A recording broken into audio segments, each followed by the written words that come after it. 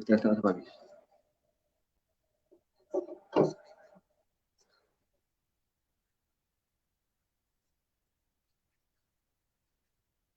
Dan nice.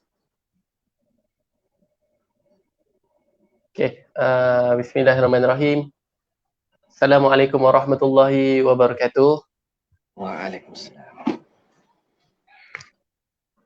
Alhamdulillahirabbil alamin wassalatu wassalamu ala asyrafil anbiya'i wal mursalin wa ala alihi washabihi ajmain. Allahumma shalli wa sallim ala sayyidina Muhammad adada min fi ilmillahi salatan daimatan bidawal mulkillah. Alhamdulillah, syukur kita kepada Allah SWT pada hari ini. Allah Ta'ala telah izinkan kita untuk bersama dalam satu slot yang akan insyaAllah sentiasa diadakan setiap minggu, setiap Khamis malam Jumaat. Salam selawat dekat atas junjungan Nabi Muhammad sallallahu alaihi wasallam di atas perjuangan Nabi Muhammad sallallahu alaihi wasallam dapat kita bersama-sama pada hari ini berjalan di atas landasan Islam, landasan tauhid, landasan akidah, dan ingin menuju kepada Allah Subhanahu wa taala insya-Allah. Jadi sebelum kita pergi lebih jauh, kita pergi memperkenalkan panel dan sebagainya. Jadi boleh yang lain-lain boleh untuk teruskan, untuk share, like dan ajak kawan-kawan lain untuk bersama-sama dengan kita pada malam ini, pada live pada malam ini, iaitu Sembang Malam Jumaat dengan tajuk pengalaman pembelajaran dan pengajaran di rumah. PDPR lah, maksudnya pendek dia PDPR.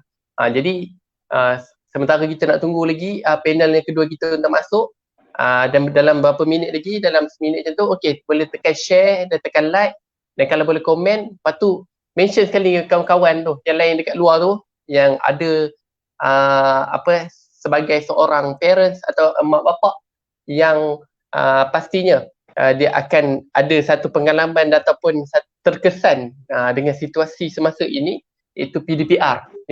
PDPR maksudnya pembelajaran secara online dekat rumah. Boleh tekan share. Jadi insyaAllah kita akan bermula terus sebentar lagi.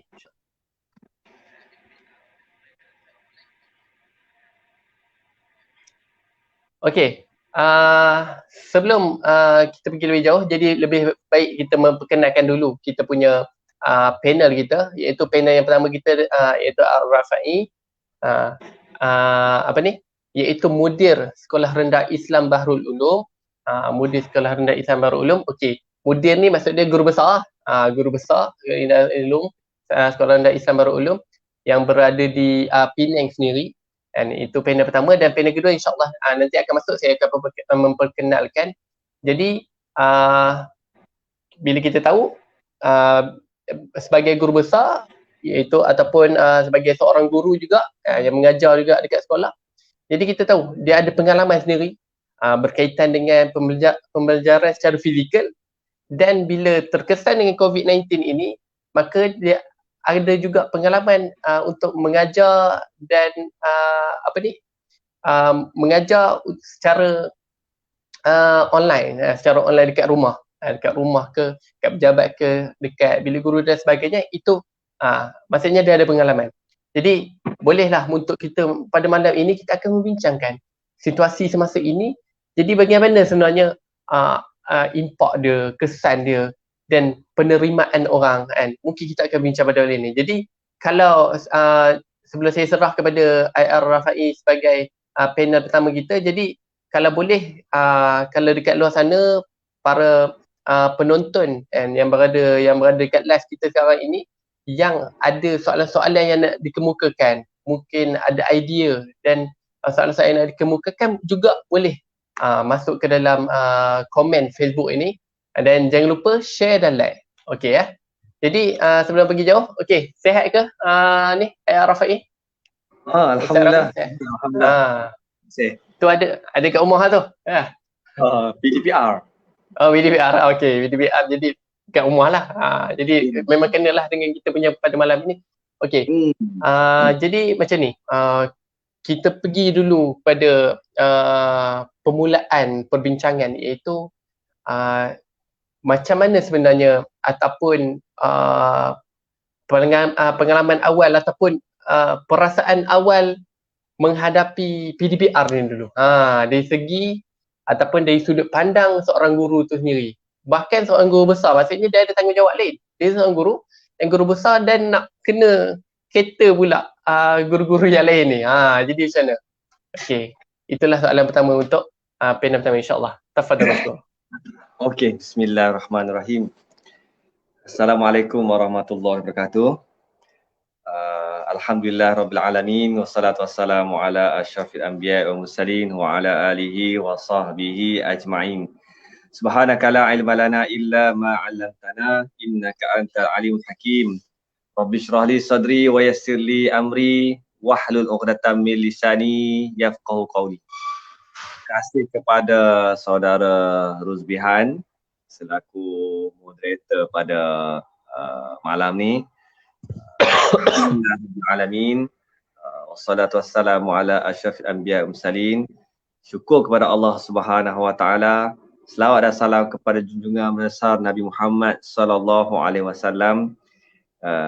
Dengan keizinan daripada Allah Subhanahu wa taala, kita dapat bersama-sama live pada malam ni.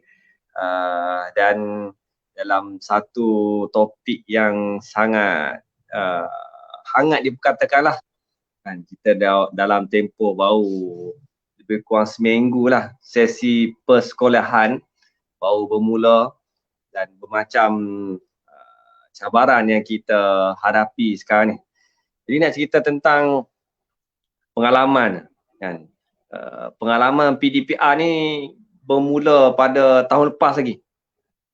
Ketika tu kita ingat lagi kan, bulan 3 yang mana kita telah diisytiharkan PKP, Perintah Kawalan Pergerakan 1.0 dulu pada bulan 3.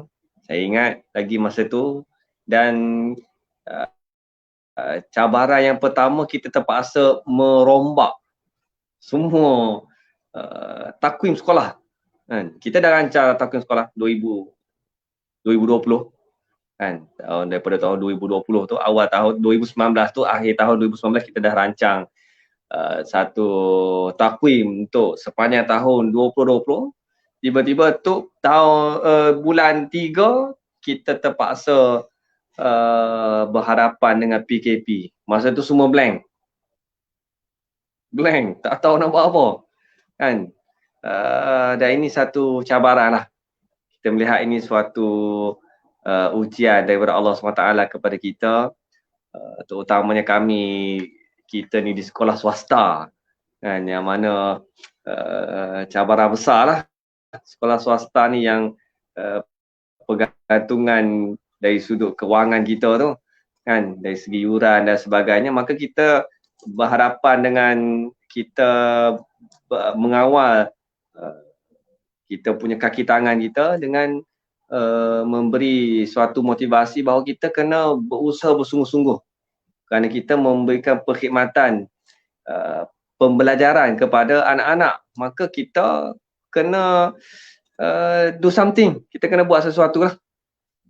Dan Alhamdulillah, bermula bulan 3 tahun lepas, dengan pandangan daripada kawan-kawan, sahabat-sahabat yang dalam bidang pendidikan, maka kita mulakan masa tu dengan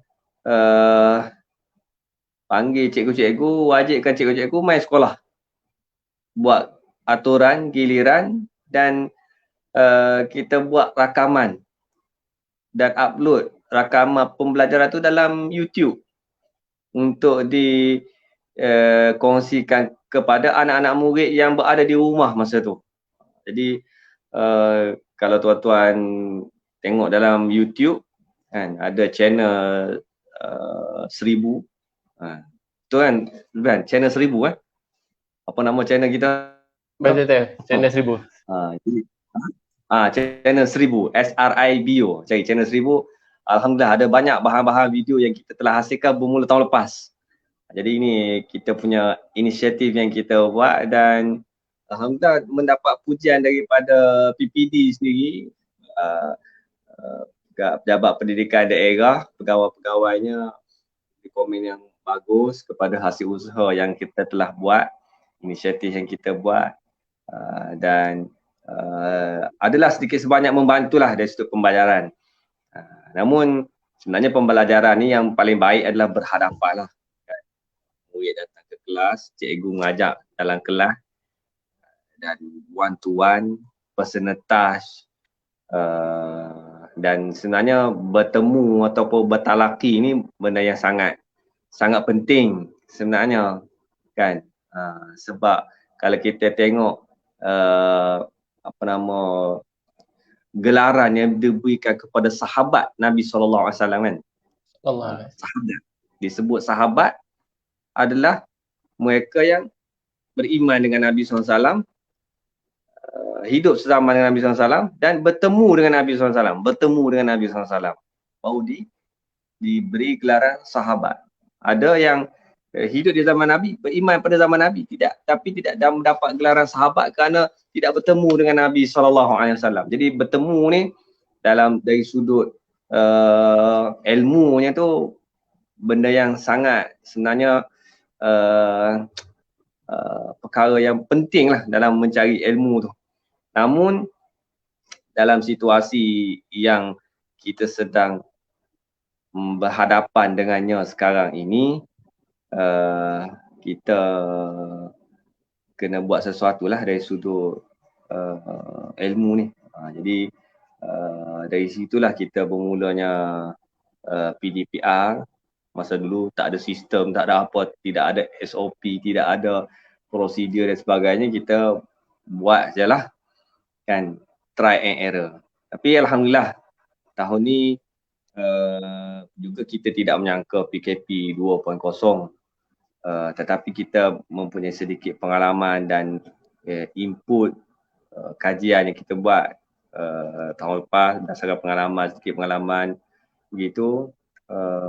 Tahun ni alhamdulillah lah, setakat seminggu ni yang kita telah laksanakan tu bagi saya sangat alhamdulillah lah, bagus lah. Bukan nak compare, kita bukan nak banding, tapi apa yang kita buat ni kita puas hati, insyaAllah. Okay, alhamdulillah. Kalau nak cerita ni panjang ni memang cakap berhenti lah, tak apa lah. Kalau suruh berhenti cakap abang aku berhenti. Tu lah. Okay. Dia macam ni lah, maksudnya poin-poin dia Ustaz tadi, dia bila dia terkesan dengan norma baru ni, maka nak tak nak kita kena letakkan diri kita untuk berada dalam satu perubahan yang baru. Kan? Bila dah ada perubahan kepada dunia ni, maka kita kena ikut kan? Kena ikut perubahan tu dan kena follow the flow lah, supaya kita tak tertinggal. Contohlah kalau kita nak buat fizikal juga kan, sampai bila kita nak tunggu pembelajaran fizikal tu kan. Jadi macam tu lah point dia. Dan dari segi management dia tu lah. Walaupun dia banyak ujian lah, lepas ni kita akan ada soalan-soalan lah berkaitan dengan tu kan. Jadi tadi saya tertarik dengan Ustaz Rafi'i tadi ya, dia sebut berkaitan dengan bila berguru ni lebih elok lah kita berdepan kan. Bila berguru ni lebih elok kita berdepan, sebab kita tahu kesan dia lebih bagus lah. Kesan dia lebih bagus. Dan kalau kita pun contoh kalau kita online kan, kalau kita online mungkin dari segi adab dia kan, dari segi adab dia mungkin kita tak tahulah student tu buat apa. Kita husnuzan lah sekarang ni kan. Mungkin kadang-kadang cikgu tengah bagi-bagi, kita duduk lepak pakai apa ni, boxer je kan. Baju pakai baju smart bawa boxer je kan. Itu benda biasa kan. Tengok orang-orang punya kan, lagi-lagi orang. Macam tapi, biasa buat. Ya. Macam ni lah, kalau berdiri nampak pula lain kan. Jadi maksudnya dari segi soalan dia adalah dari segi kesan melakukan PDPR ni, adakah kita tahu daripada tahun lepas kita dah buat kita dah menjalani PDPR ni, dari segi YouTube dia, dari segi live dia, macam-macam medium lah. Zoom dia ada, Google Meet kita ada. Jadi untuk yang ni sampai ke bulan 1 ni, yang maksudnya at the moment lah, maksudnya tengah-tengah ni kan, kita masih lagi buat secara online ni, macam mana keberkesanan dia? Mungkin Rafi'i dah buat survey kan melalui cikgu-cikgu, sebab Rafi'i sendiri adalah guru besar, ada survey. Macam mana kesan dia, ataupun apakah mungkin komen-komen daripada guru-guru yang dapat yang mungkin boleh kita kongsikan supaya orang boleh macam ni benda ni kan, ini cabaran-cabarannya. Okey, tafadhal Syukur. Okey. Guru pun sekolah hanyalah sebagai facilitator yang membantu memudah cara. Tanggungjawab mentarbiyah, tanggungjawab untuk mendidik, sebenarnya tanggungjawab tu tetap pada bahu ibu dan ayah pada pelajar tersebut. Itu yang basic yang kita perlu faham lah. Kan? Tanggungjawab untuk mendidik anak-anak adalah ibu bapa. Dan ibu bapa kena ada sentiasa bersama-sama dengan anak-anak ketika maksudnya ialah membantu anak-anak dalam pembelajaran. Dan guru ataupun sekolah ni kita hanya facilitate atau membantu dari sudut penyediaan silibus yang tersusun, menyediakan bahan-bahan untuk disampaikan kepada anak-anak, menerangkan kan. Kalau cikgu-cikgu, anak-anak, ayah-ayah nak terangkan kepada budak-budak, anak-anak mungkin mak ayah pun tak tahu, tapi bila kata guru mengajak, kemudian bagi homework, ibu bapa pastikan anak-anak buat homework. Kemudian serah balik kepada guru untuk guru cek betul ke tak betul. Dari sudut adab dan akhlak dan sebagainya, itu tanggungjawab ibu bapa untuk memastikan anak-anak yang belajar di rumah ni, rumah tu dia ada adabnya kan, dengan pakaian bersopan santun di hadapan kamera. Kita di 1000 Sekolah Rendah Islam Baharul Ulum setakat seminggu ni, kita minta supaya guru-guru menggunakan video conference dalam mengajar. Guna Zoom ke, Google Meet ke, mungkin Microsoft Teams dan sebagainya. Jadi media-media video conference itu untuk menerangkan kepada anak murid, berkomunikasi dengan anak murid melalui skrin. Jadi itu yang kita buatlah untuk minggu, mula last week, hari Rabu minggu lepas buka sekolah sampai ni, esok ni hari Jumaat ni, hari cuti kan. Jadi itu yang kita cuba buat dan kita dari masa ke semasa kita buat kajian lah soal selidik macam mana, tengok respons daripada waris, bagaimana keberkesanan tu. Jadi kita cuba sedaya mungkin ada personal touch dari sudut keberkesanan di antara guru dengan pelajar kan. Mungkin di sana ada kaedah lain kan, kaedah membagi link YouTube, budak tu tonton sendiri ataupun pasang kat TV kan. TV Al-Hijrah pun alhamdulillah dah berjaya menyahut dan menjadikan beberapa segmen dalam TV tu, TV 1 pada TV 2 pada, menjadi beberapa segmen dalam TV tu untuk menayangkan program-program berbentuk akademik dan yang berkaitan dengan pelajar lah. Jadi itu semua sebenarnya adalah alat untuk membantu untuk supaya budak-budak faham, belajar. Tapi yang pentingnya adalah peranan ibu bapa sendiri yang memberikan sokongan, yang memberikan perhatian. Memang cabaran lah, tapi kita terpaksa, we have to face the reality, begitu realitinya. Jadi norma baru ni memang semua kena berperanan. Dan asalnya begitulah lebih kurang respon saya terhadap soalan yang diberikan oleh Tuan Moderator. Okey, insyaAllah. Terima kasih. Okey, jadi alhamdulillah. Okey, itu daripada panel pertama kita. Okey, panel kedua kita dah masuk insyaAllah. Encik Faiz. Boleh dengar Encik Faiz? Kena buka mic. Ya, boleh. Alhamdulillah. Boleh dengar? Alhamdulillah. Akhirnya. Okay, Encik Faiz. Okay, Encik Faiz daripada engineer dekat Continental dan sebagai waris lah kepada anak-anak dia ada sekolah. Jadi insyaAllah sihat ya? Alhamdulillah, baik. Okay. Jadi kita teruslah. Kita teruskan kepada kita perbincangan. Tadi kita dah tanya berkaitan dengan sudut pandang guru, macam mana dia menghadapi situasi norma baharu ini, iaitu kena belajar, anak-anak kena belajar secara online dan guru-guru ini kena mengajar secara online. Jadi untuk Encik Faiz sendiri, jadi macam mana sebenarnya mungkin sedikit pengalaman yang boleh diceritakan sedikit, yang ada anak-anak yang juga online, lepas tu kita pun bekerja kan, kita bekerja dan sebagainya, lepas tu anak-anak pula nak guna gadget dan sebagainya, mungkin boleh cerita sedikit. Jadi teruskan insyaAllah. Bismillahirrahmanirrahim. Allahumma salli ala sayyidina Muhammad ya Rabbi salli alaihi wasallim. Terima kasih Ustaz Rafai ya. Dan semua orang yang mendengar, insyaAllah maaf saya lambat sikit. Inilah dia cabaran. Saya tiba-tiba tak boleh masuk, webcam tak boleh masuk, suara pun tak boleh dengar. Allah.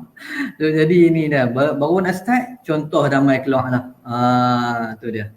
Baik, Tuan Moderator tanya kat saya macam mana pengalaman saya dalam menghadapi situasi PDPR ni. Baik, kita menyingkap kembali sikit ke belakang.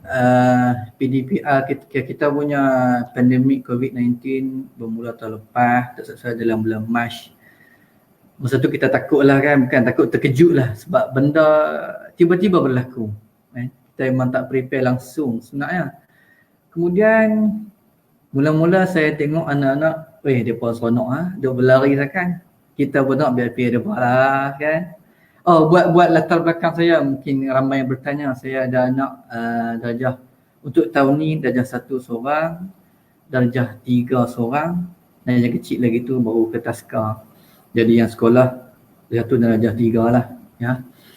Kemudian balik cerita tadi, kemudian bila dah 2 minggu kita PKP, kita dah start pusing, kita bimbang macam mana anak-anak kita nak belajar ni. Tak apa lagi. Kemudian bila masuk minggu ketiga, memang kebimbangan kita tu memang menebal sikit lah.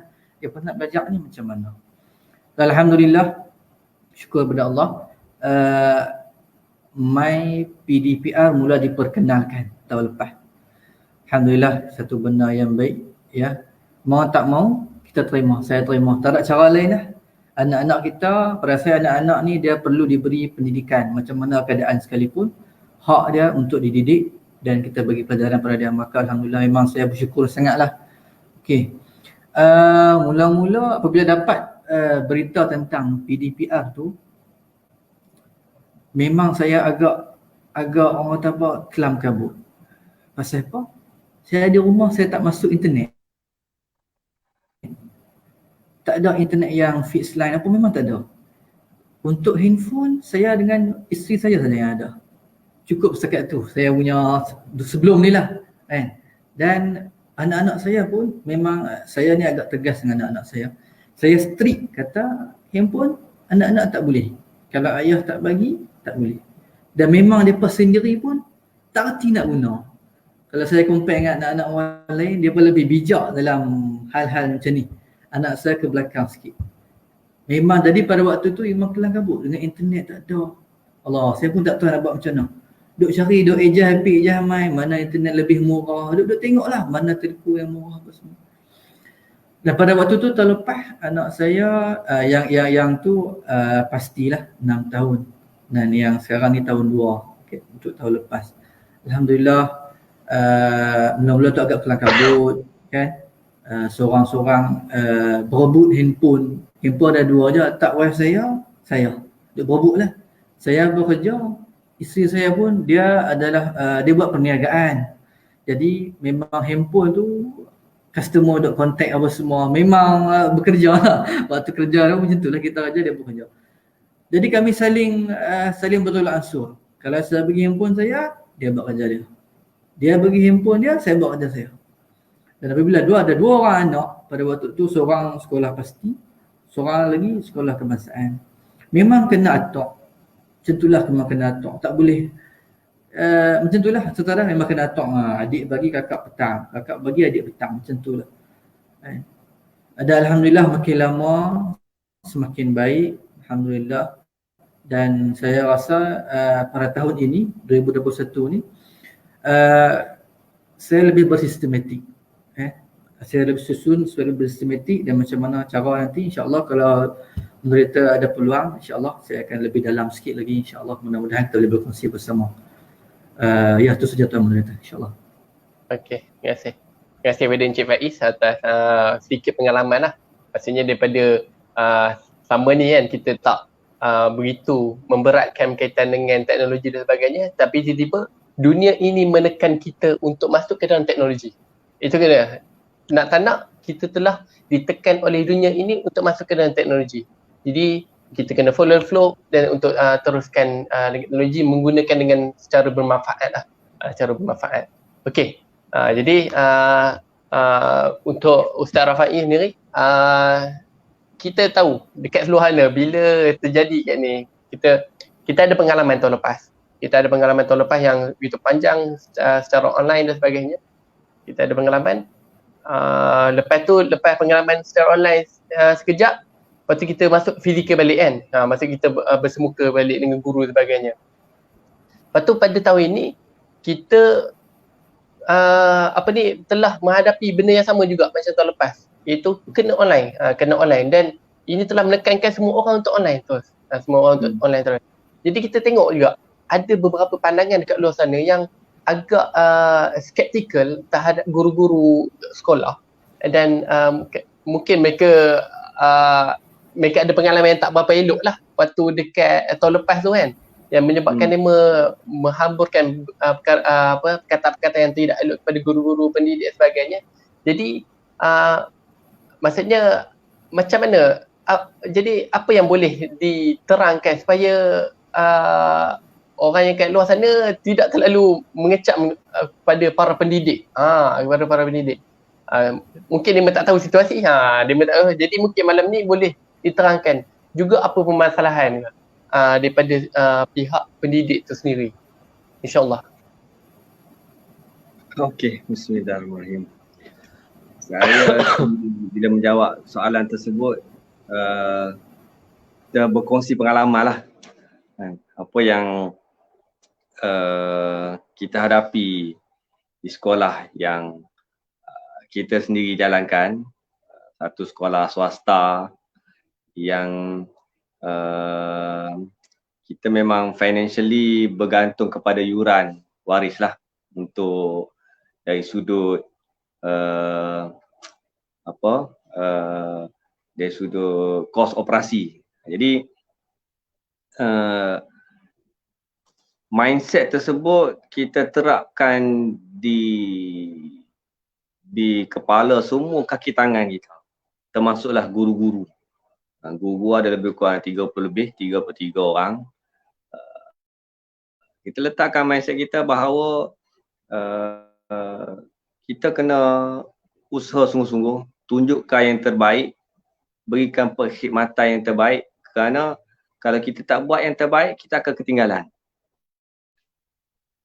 Maka mindset tersebut kita beri dari masa ke semasa kepada guru-guru kita, dan alhamdulillah usaha yang bersungguh yang ditunjukkan oleh mereka kan.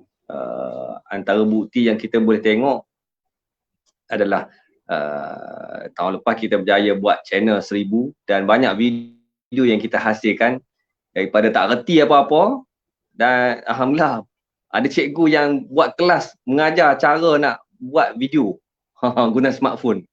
Maknanya dia develop skill tu daripada tak tahu apa-apa. Ni 2-3 hari ni dia dah buat iklan. Ni saya nak mengajar cara nak buat video menggunakan smartphone, siapa nak belajar. Maknanya menyahut cabaran tu untuk memberikan perkhidmatan yang terbaik lah. Maknanya ini usaha yang dibuatkan oleh guru-guru sekolah saya lah. Tak tahulah yang di lain macam mana kan. Cumanya kita sebagai para waris lah, ibu bapa, adab dengan guru ni sangat penting lah. Kerana ia memberi keberkatan kepada pembelajaran anak-anak kita. Kita nak anak-anak kita berjaya, nak anak berjaya dunia, berjaya di akhirat. Dan apabila kita beradab dengan guru anak kita, insya-Allah ilmu yang disampaikan tu adalah ilmu yang berkat, yang memberikan keberkatan di dunia dan keberkatan di akhirat. Baik untuk dia, baik untuk anak-anak. Dan kita menunjukkan contoh yang baik. Kan? Kalau tak tahulah di luar sana ada yang memberi tanggapan yang buruk kepada guru dan sebagainya, rasanya perkara tersebut tidak wajar lah. Kerana kita sebenarnya sekarang ni berhadapan dengan semua, globally berhadapan dengan situasi yang sangat sangat yang tidak kita jangkakan. Dan kita pun tak jangka ni PKP 2.0 ni bulan akan dah habis dah. Dan namun ianya adalah satu cabaran yang kita perlu berhadapan dengannya. Teringat saya kepada firman Allah SWT dalam surah Al-Ankabut ayat 1 sampai 3. Allah SWT memperingatkan kepada kita, A'udzubillahi minasyaitonirrajim, Alif Lam Mim. Ahasiban nasu an yutraku ay yaqulu amanna wa hum la yuftanun. Walaqad fatanna alladhina min qablihim fala ya'lamanna Allahu alladhina sadaqu wa la ya'lamanna al-kadhibin. Alif Lam Mim. Adakah manusia itu menyangka mereka akan dibiarkan mengatakan aku beriman sedangkan mereka itu tidak diuji? Kami telah menguji orang sebelum daripada kamu. Kami tahu siapa yang benar imannya dan siapa yang dusta dalam imannya. Ini ujian Allah SWT lah kepada kita. Kan, terutamanya kita orang beriman ni Allah SWT uji macam ni, dan kita kena berhadapan dengan ujian tersebut, usaha dengan sebaik mungkin. Siapa sajalah, guru ke, waris ke, dan kita berhadapan ujian ni dengan akhlak yang baik yang ditunjukkan oleh Rasulullah SAW. Okay, moderator. Okay. Jadi terima kasih kepada Ustaz Rafai. Jadi insyaAllah, jadi kita fahamlah maksud dia masing-masing kita telah menghadapi cabaran ni. Maksudnya dari segi waris sendiri, dari segi para pendidik pun masing-masing menghadapi benda yang sama. Benda sama. Dan kena peringat juga bahawasanya para pendidik ni bukannya dia mendidik je. Dekat rumah tu pun ada anak. Itu dah. Itu kena peringat. Dekat rumah tu pun ada anak. Nak cerita jadi tu lah. Maksudnya Rafai ni dekat, maksudnya dalam kekuatan dia untuk mendidik tu, dekat rumah pun nak kena didik juga ni. Maksudnya kena memakai topi yang berbeza-beza untuk handle dalam keadaan berada kat rumah dan dalam keadaan situasi yang berbeza dengan anak murid, dengan anak-anak sendirilah macam tu. Okey, jadi kepada Encik Faiz sendiri, Encik Faiz sendiri, tadi kita dah tanya dah keberkesanan daripada pihak guru-guru lah untuk macam mana dia merasa keberkesanan dia melalui PDPR ni. Jadi mungkin dari segi sudut pandang Encik Faiz sendiri, macam mana keberkesanan PDPR ni memberi impak yang positif pada anak-anak. Mungkin bila kita tengok kita balik kerja dan sebagainya, kita tengok dia mau belajar macam makin improve ke apa dan sebagainya, mungkin boleh kongsi sedikit. Adakah perlu di agak-agak ada cadangan yang boleh untuk ditekankan supaya benda ni kena improve sikit dan sebagainya. Jadi saya serahkan kepada Encik Faiz, insyaAllah. Ya, bismillahirrahmanirrahim. Tentang keberkesanan, umumnya kita tahu PDPR kalau compare dengan secara bersemuka, dia kurang sikit keberkesanannya.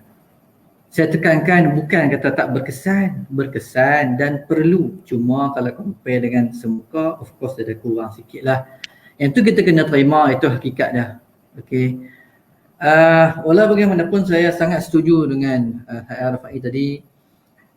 Saya juga biasa menjadi guru tahun 2010. Isteri saya biasa menjadi guru tahun lepas. Mak ayah saya juga seorang guru. Mungkin sedikit saya faham keadaan guru ni macam mana. Sebelum saya go through keberkesanan, saya nak tambah sikit apa yang Rafai cakap tadi.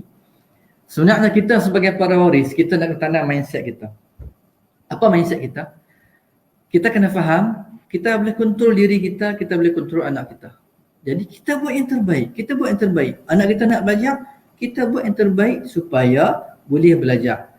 Mindset yang pertama. Mindset yang kedua, kita kena letakkan kepada guru. Mindset kita, guru juga dia buat perkara yang terbaik. Kita kena faham, guru tu dia buat perkara yang terbaik. Bila kita letak mindset, kita letak mindset, guru juga buat perkara yang terbaik untuk anak kita, insya-Allah kita tak rasa tertekan. Kita tak rasa susah, kita tak blame cikgu. Dan itu yang pertama. Dan kita yakin bukan sekat waris saja yang buat yang terbaik, tapi para guru pun buat yang terbaik. Macam moderator kata sendiri, guru pun ada anak untuk ditengok dan mereka juga nak tengok anak kita. Jadi mereka ada buat yang terbaik, insya-Allah. Kita yakin benda tu. Okey, baik, tentang keberkesanan memang kurang sikit, tapi tak apa, itulah tugas kita sebagai para waris. Okey. Guru-guru dia dah drive anak kita. Okey, sebelum kita dapat apa-apa, kita jadi blur. Saya masa anak-anak saya ada BKP di rumah sebelum ada PDPR, saya pun blur nak ajar apa dia pun. Kita balik kerja dah lambat. Saya walaupun saya PKP tapi saya diperlukan di kilang, jadi saya kena pergi kilang, saya balik kerja dari 7:30. Kalau tak PKP pun lagi lambat lah kan. Tapi nak cerita kita sebagai mak bapak, kita tak tahu nak ajar apa. Walaupun kita tahu, tapi kita tak tahu nak ajar. Jadi inilah cerita dia guru-guru ni. Guru-guru ni dia drive kita. Contoh, saya bagi contoh anak saya darjah 2 tahun lepas, dia guru ajak, ustazah ajak peristiwa ketika Nabi Muhammad dilahirkan. Kita baru terfikir, aku tak nak cerita kat anak aku. Masa tu lah, masa ustazah cerita, kita cerita balik dia bagi dia faham. Maksudnya guru-guru dia drive anak kita. Kita ambil ilmu tu, kita tolong buat di rumah. Kita kena bakat-bakat tolong. Pasal umumnya kita tahu dia kurang berkesan. Nak bagi dia lebih berkesan, kita kena tolong di rumah. Macam tu. Saya balik 7:30, habis 7:30 ajak mereka mengaji apa semua. Syak 9:30 saya tanya, kakak ada kerja sekolah tak? Ada, buat English. Tuan-tuan bayangkan kita dah pernah kerja, tapi nak serta nak English ada kerja rumah ni 9:30. 9:30 saya buka whiteboard, ada kot besar sekali monitor ni, kecil lah whiteboard budak 3 tahun. Ajak bila takat mana yang boleh.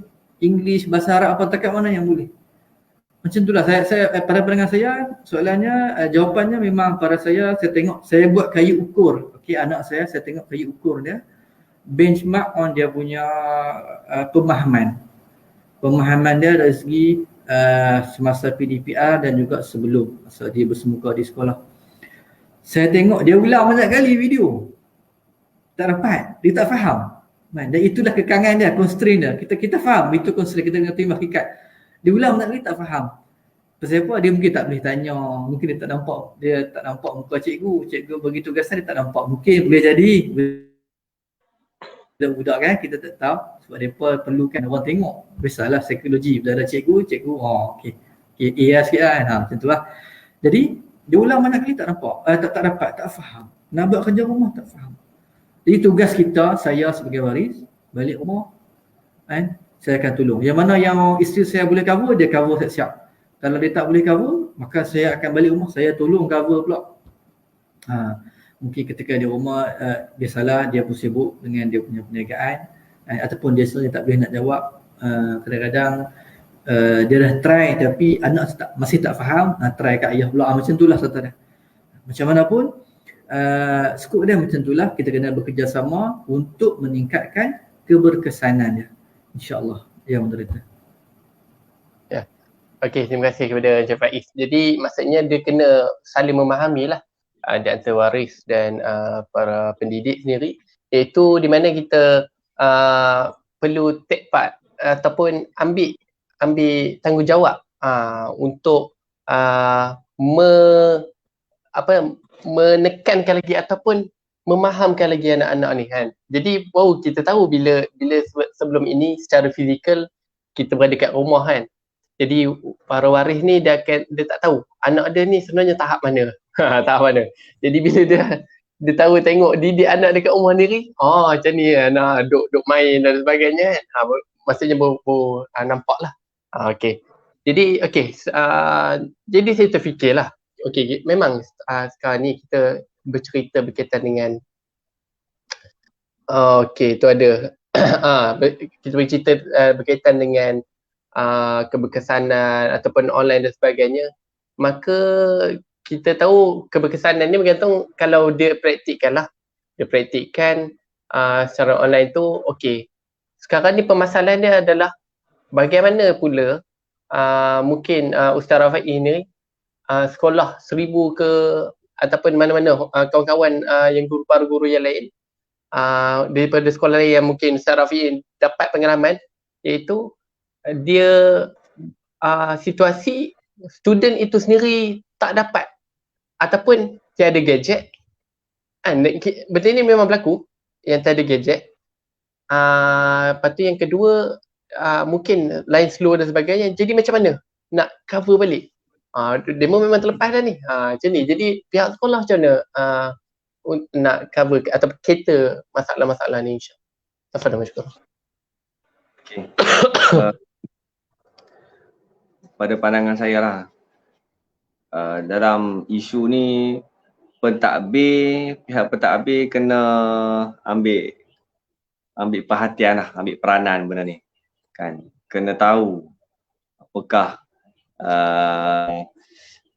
permasalahan yang dihadapi oleh waris dan anak-anak kita secara individually, kan, dari masa ke semasa, sebab pembelajaran ni adalah satu proses yang panjang. Dan kita pun, kami di pihak 1000 pun dalam tempoh seminggu yang kita laksanakan sejak daripada minggu lepas sampai ni, kita baru launch satu questionnaire maklum balas daripada waris.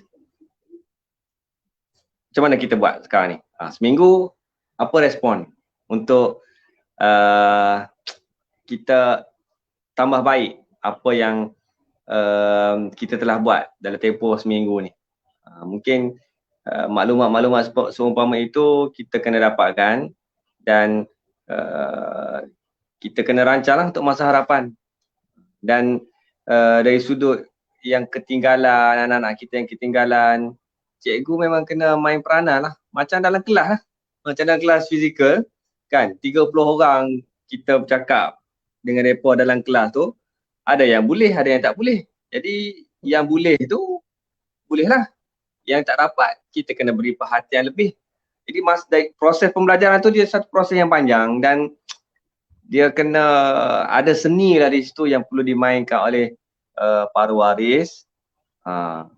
Dan dari sudut kekangan, gadget, internet dan sebagainya, mungkin kita kena fikir cara lah bagaimana nak berhadapan dengan situasi itu. Kan, kita tengok dalam media sosial pun sebenarnya banyak maklum balas yang diberikan oleh para waris, kan, yang mungkin pihak kementerian, bila kita cakap tentang pendidikan nasional, peringkat ni ada ahli panel baru datang belakang kita, tak boleh nak kontrol, minta maaf ini yang ke-5. Jadi di rumah ni pun kita ada ramai kok, kan. Ayat sulung daripada darjah tingkatan 5, SPM, ada yang di PSR. Jadi maklum sajalah. Jadi mana tadi ni? Sudut cabaran dengan yang ketinggalan, yang tidak ada gadget dan sebagainya. Maka pihak sekolah ataupun kementerian perlu lakukan sesuatu. Kan, kita boleh gunakan siaran TV untuk mengajar, dan guru-guru pun memang kena kerja lebih keras lah. Sebab kita kena, dia satu cabaran yang baru lah untuk kita hadapi sekarang ni. Saya pun tidak boleh bagi satu jawapan yang tepat dengan soalan-soalan tersebut. Cuma kita boleh berikan gambaran umum untuk kepada pihak yang berwajib supaya memastikan pendidikan anak kita secara nasionalnya terjamin dan merata, semua orang dapat hak pendidikan yang sama. Okey, terima kasih Ustaz Rafi. Jadi dia ada soalan-soalan juga daripada komen-komen tu. Antara dia setakat mana respon ibu bapa terhadap PDPR, mungkin maksudnya tadi dah ada survey kan daripada sekolah kan, Ustaz Rafi? Mungkin sekolah-sekolah lain pun boleh buat survey. Apa yang sekolah lain berbeza situasi kan. Macam kita di 1000 ni, kita di kalangan waris ni ada sektor, maknanya thread tertentu di kalangan waris. Jenis-jenis tertentu di kalangan waris. Kalau mungkin di sekolah kebangsaan, dia ada jenis dari sudut sosioekonomi, sosio budaya dan sebagainya. Berlainan lah. Jadi setiap sekolah, setiap pentadbir kena dapatkan apakah situasi semasa yang dihadapi oleh mereka dan bertindak ikut kesesuaian sekolah tempat masing-masing. Kalau di kampung mungkin cara kampung kan, tak ada internet, tak ada apalah kemudahan-kemudahan macam kita di bandar ni. Kalau di kampung mungkin yalah pandai-pandai sendiri lah. Wakil lah. Pentadbir kena kreatif. Pentadbir kena kreatif berhadapan dengan situasi ni. Dia berbeza. Tak boleh nak buat dan pukul sama kata this is the line yang semua orang kena buat sama. So, tidak sesuai lah kalau kita nak samakan seluruh negara macam tu. Ni kita bicara konteks kita di Pulau Pinang lah, di Mukuang Titi. Okey, jadi inilah sedikit mungkin maklumat untuk penonton di sana, iaitu ada juga komen dia kata terdapat sedikit kekangan pada keluarga yang kurang berkemampuan, terutama mempunyai bilangan anak yang lebih lah, dengan anak yang lebih perlu online sebenarnya. Dan mereka ada ni dekat komen ada, dan atau lebih perlu lebih kan, atau lebih, dan bukan saja tinggal luar bandar tapi yang mungkinlah miskin bandar sendiri. Jadi tak silap saya sebenarnya dekat dalam mungkin tak berapa diwar-warkan, ada application ataupun kita boleh memohon handphone, tapi tak silap saya satu keluarga satu orang, tak silap macam tu lah. Nanti mungkin daripada page ni dia akan siarkan lah iklan-iklan permohonan bantuan untuk anak-anak dapatkan gadget percuma dan data percuma sekali. Tak silap saya dalam 120 gig dia akan bagi secara percuma. Jadi mungkin boleh apply. Ibu bapa dekat luar sana mungkin boleh apply. Jadi insyaAllah. Okey. Jadi kita dah nak Tuan moderator. ya.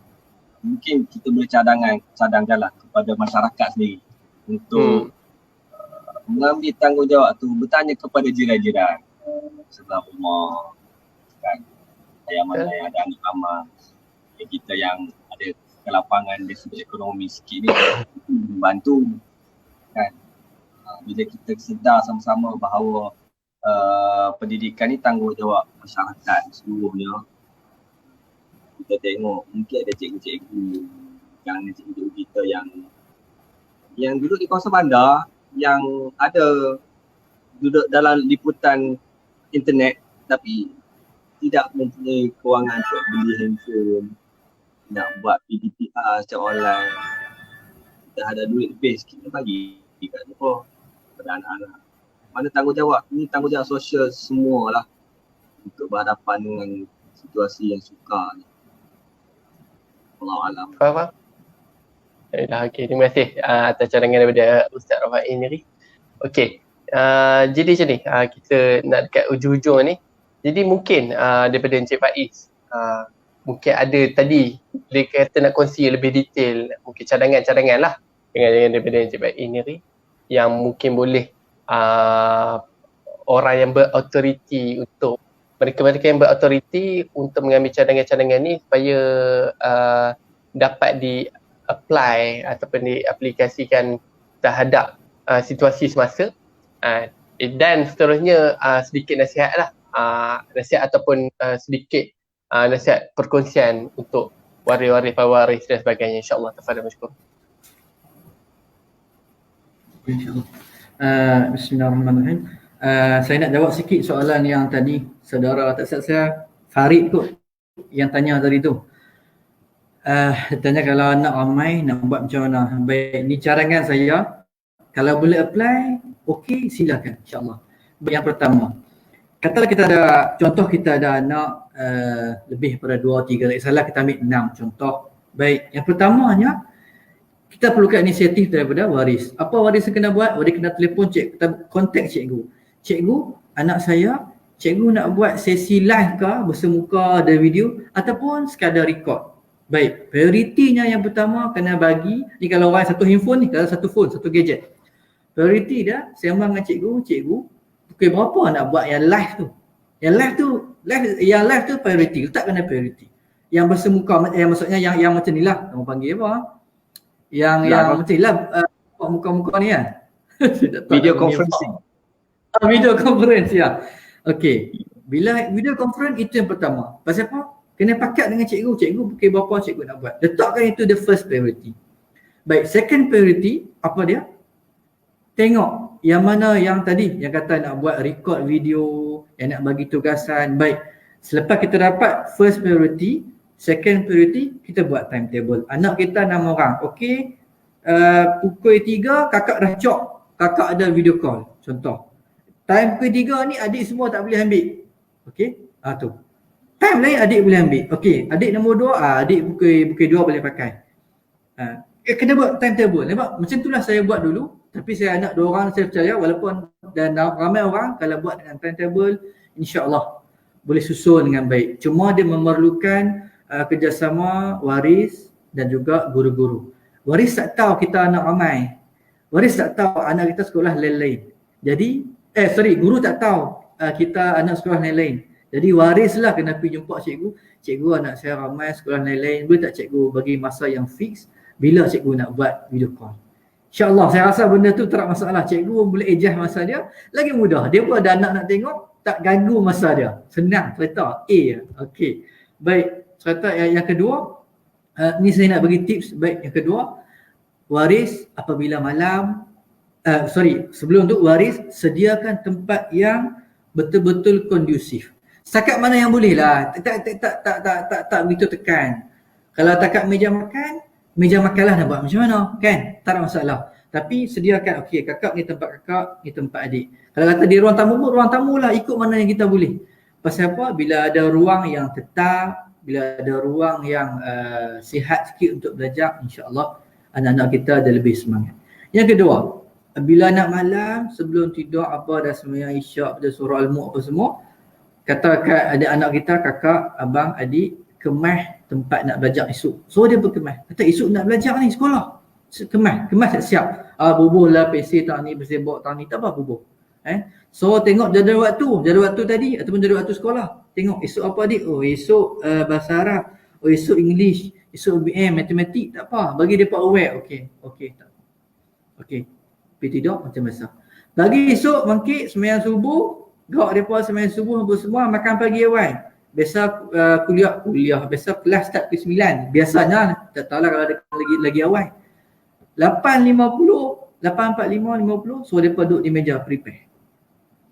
Duduk elok. Tunggu cikgu, tunggu. Saya pesan kat anak saya, walaupun semenjak dia pasti saya ada pesan, tapi budak-budak biasalah kalau dia kena ikut.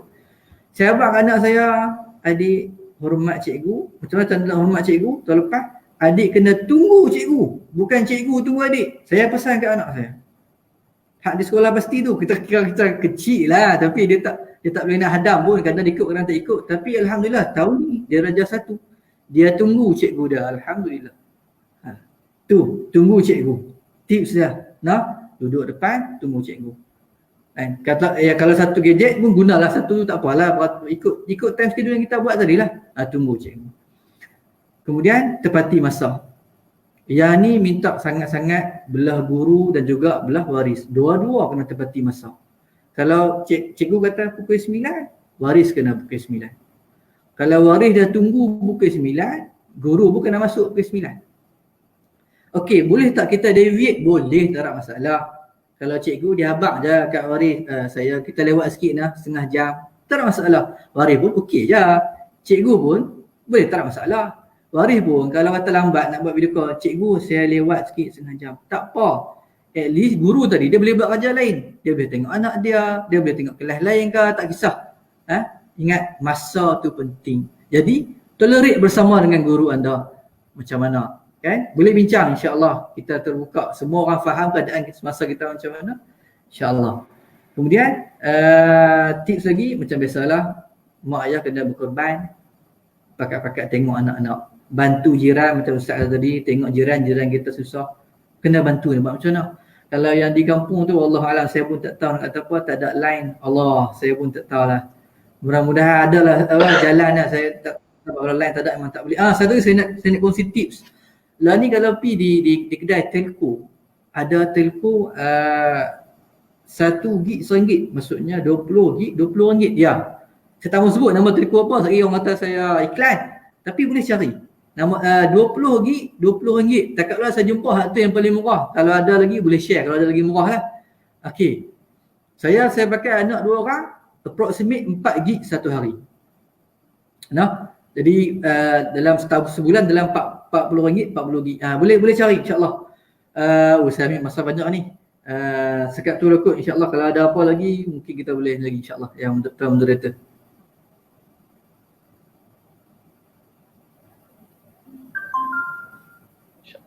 Okay, terima kasih kepada Encik Faiz.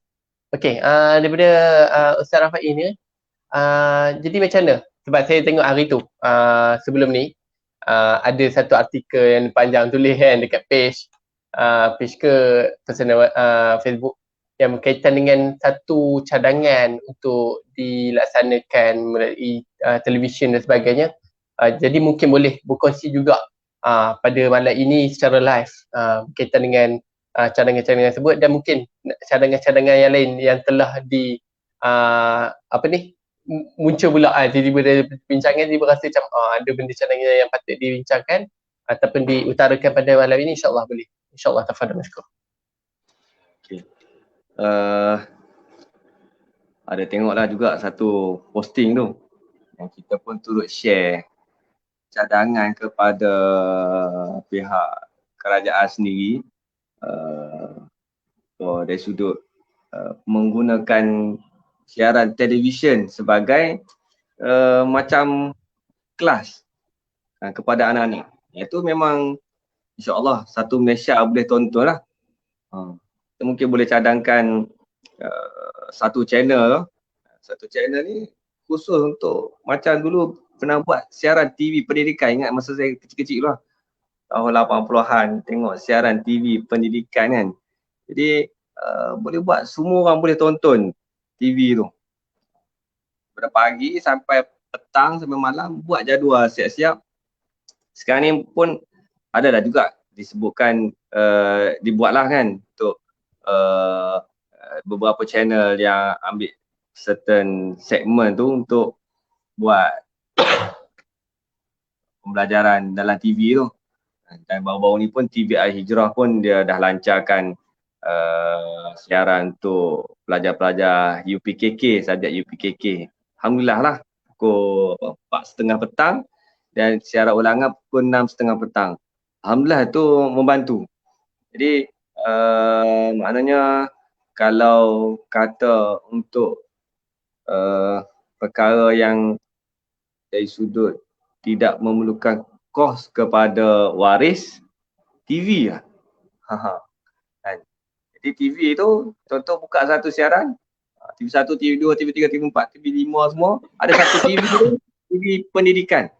Buka pagi tu, pagi sejarah, darjah tingkatan 1. Pukul 9 sampai pukul 9.30. Membuat macam jadual sekolah. Kan? Hari ni tingkatan 1, esok tingkatan 2, lusa tingkatan 3, 4, lepas tu tingkatan 5 hari sampai tingkatan 5. Jadi budak tingkatan 1 duduk daripada pagi hari Isnin sampai petang, dia ikut yang follow tu. Lepas tu Kementerian Pendidikan sambut benda tu, bagi homework berdasarkan TV pada hari tu. Hari Isnin tu untuk tingkatan 1, okey, bagi homework ni cikgu sejarah, sila tonton pukul 8 sampai pukul 9 hari Isnin ni. Okey, buat homework berdasarkan siaran TV pendidikan pada hari tu. Mungkin yang tu boleh menyeluruh lah, saya rasa. Jadi di kampung pun boleh tengok TV tu, di bandar pun boleh tengok TV tu, yang miskin bandar pun boleh tonton TV tu. TV penuh lah, bukan TV berbayar kan. TV boleh tonton, kemudian cikgu bagi homework berdasarkan kepada siaran TV pada hari tu. Cadangannya lah. Dan mungkin ada cadangan-cadangan lain lagi. Tu mungkin apa tuan moderator boleh tengok juga kot komen-komen ni, ada komen-komen yang minta tolong ajar tips dan sebagainya tu. Mungkin moderator boleh respon ke apa. Okay.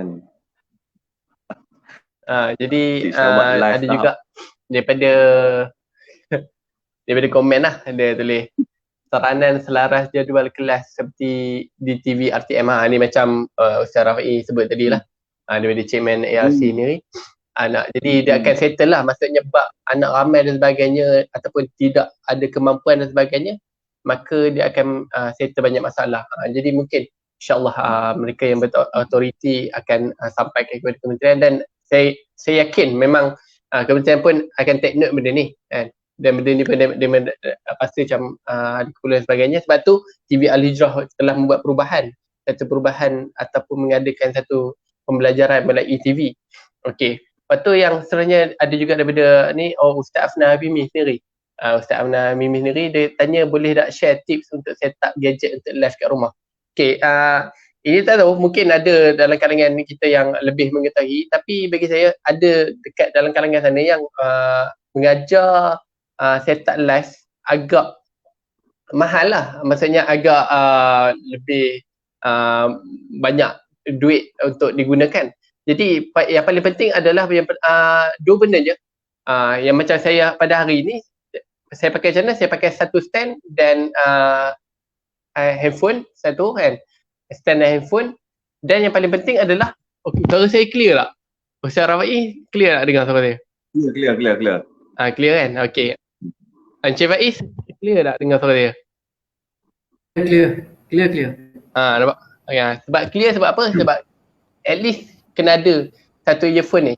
Jadi untuk anak-anak yang nak buat live dekat luar sana, saya menyarankan cadangan saya 3 benda ni je.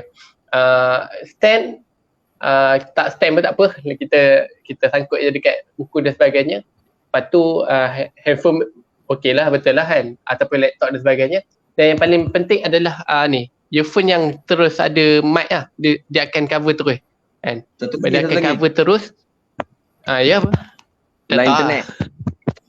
Lain internet. Itu tak boleh nak dia lah. Itu tak boleh nak kita tolak lah. Kita tolak. Jadi memang lah, maksudnya benda-benda tu yang penting lah. Gadget-gadget tu. Jadi insyaAllah mudah-mudahan akan ada memberi satu keranganan lah. Okay, dan last insyaAllah last sekali, mungkin nasihat daripada Encik Faiz ni untuk mereka di sana. Saya sebagai waris, saya menasihati waris yang segolongan dengan saya sendiri. InsyaAllah mudah-mudahan kita bantu anak kita bantu guru yang nak bantu anak kita, ya, sama-sama kita bantu. Mudah-mudahan insyaAllah anak kita pun boleh pendidikan yang baik dalam COVID-19 punya musim ni, dan guru pun dapat tolong semua insyaAllah. Mudah-mudahan bakat-bakat bantulah jiran-jiran kita lah. Saya pun bimbang, ada tak yang saya kenal yang susah tapi nak bantu pun kadang dah lost contact apa semua, dan macam itulah. Jadi kalau ada kita bakat-bakat bantulah insyaAllah. Ya, tuan moderator.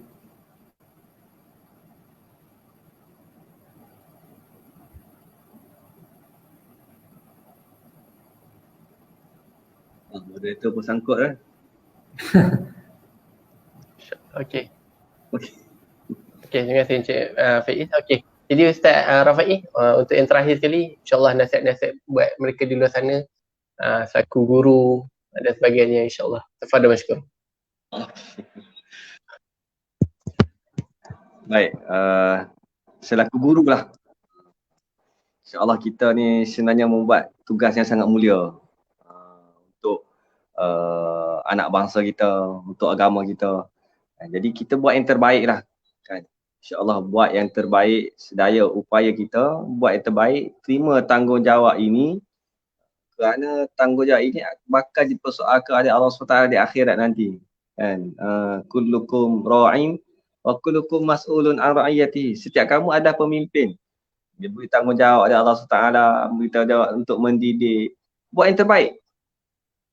Apa yang kita buat, kita boleh pahala. Setiap masa yang kita berikan, setiap pengorbanan yang kita buat, apa yang kita infakkan, kita data, kita guna data sendiri, handphone kita guna handphone sendiri, usaha beli handphone untuk mengajak anak-anak kita, tebai muka duduk depan handphone, mengajak video conference anak-anak, mak ayah pun tengok sendiri, mak ayah pun tengok sekali kan. Bukan saja anak-anak belajar, mak ayah pun duduk sebelah belajar agak dengan cikgu. Dan ini pengorbanan yang besar lah. Jadi teruskan perjuangan kita, buat yang terbaik. InsyaAllah Allah SWT akan memberikan kekuatan kepada kita orang yang sabar lah dalam mendidik anak-anak ni. Wallahualam lah, itulah. Okay. Jadi terima kasih kepada Rafi'i dan Cik Faiz. Jadi alhamdulillah dengan soalan itu tadi sebagai soalan penutup. Jadi begitu sajalah kita punya live kita pada malam ini. Jadi saya nak peringatkan, iaitu sembang malam Jumaat ini akan insya-Allah kita cuba usahakan untuk adakan setiap minggu. Khamis malam Jumaat lebih kurang jam 9.30 dan selalu sejam lah lebih kurang kita akan buat. Jadi mudah-mudahan yang next jangan lupa untuk like page ni, jangan lupa untuk juga share kalau bermanfaat insya-Allah. Dan insya-Allah dekat dalam page ini juga kita akan mengisikan, kalau esok kita juga akan ada tazkirah pagi lah. Tazkirah pagi dalam buku Latahzan, tak silap. Latahzan pun melalui page ini. Jadi insya-Allah jangan lupa temu janji kita insya-Allah. Okey. Jadi terima kasih sekali lagi kepada Ustaz Rafi'i dan Cik Faiz di atas perkongsian dan sudi untuk jadi panel pada malam ini. Mudah-mudahan kita punya perbincangan ini diberkati oleh Allah SWT. Jadi saya tutup dengan tasbih kafarah suratul As. Subhanakallah wa asyhadu an la ilaha illa anta. Bismillahirrahmanirrahim. Okey, terima kasih kepada semua insya-Allah. Tafadhal.